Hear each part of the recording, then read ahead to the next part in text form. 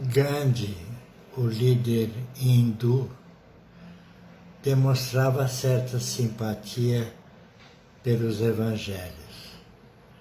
Conta em seu livro autobiográfico que quando estudava na África do Sul, foi um dia a uma igreja e lá, chegando, um homem lhe perguntou: "O que deseja?"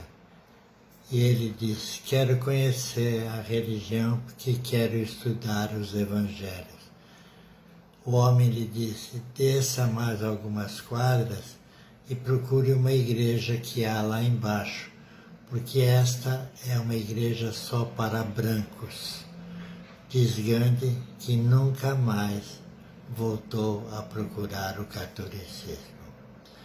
Mesmo assim, ele se confessava um fã, um admirador de Jesus Cristo, dizendo que a sabedoria de Jesus era fantástica e que Jesus não era para os cristãos, mas para toda a humanidade.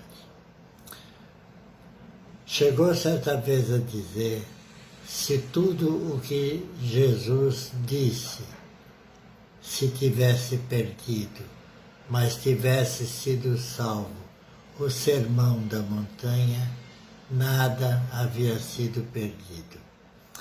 Poucas pessoas entenderam, como Gandhi, o que significavam as bem-aventuranças.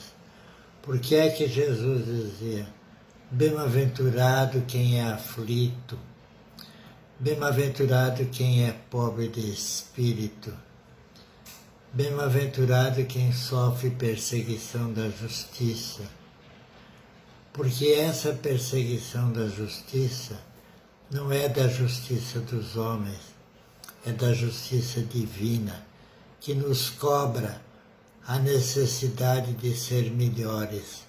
Ou seja, quando nos afastamos do bem e da verdade, a justiça abala a nossa consciência, nos fazendo voltar ao ponto de partida e procurar o lado bom e o lado certo da vida. Então é uma perseguição saudável, sadia, é uma perseguição que nos ajuda, não nos ofende nem nos agride. Da mesma forma que quando diz: bem-aventurados os que são pobres de espírito, porque ser pobre de espírito não é pobre no sentido de miserável, mas pobre no sentido da humildade.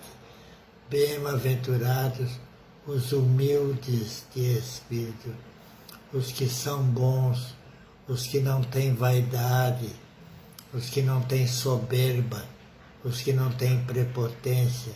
São pobres porque são simples, são humildes de espírito.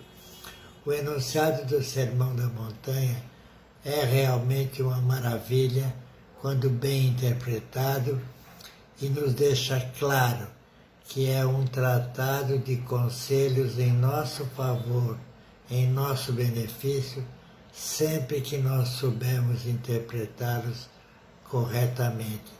Isto Gandhi sabia fazer, porque ele mesmo foi um homem coerente. Ele mesmo viveu como dizia, viveu como pregava. Ele era um amante da não violência, e foi o que aconteceu quando ele governava o seu país. Ele sabia que ia para as ruas e poderia ser morto na tentativa de libertar o seu povo, mas ele não se fez de rogado, saiu de peito aberto e acabou acontecendo o que ele previa. Foi morto em praça pública, mas manteve a coerência, manteve a lição do exemplo, porque já diz a sabedoria oriental que 1 grama de exemplo vale por 1 tonelada de discurso.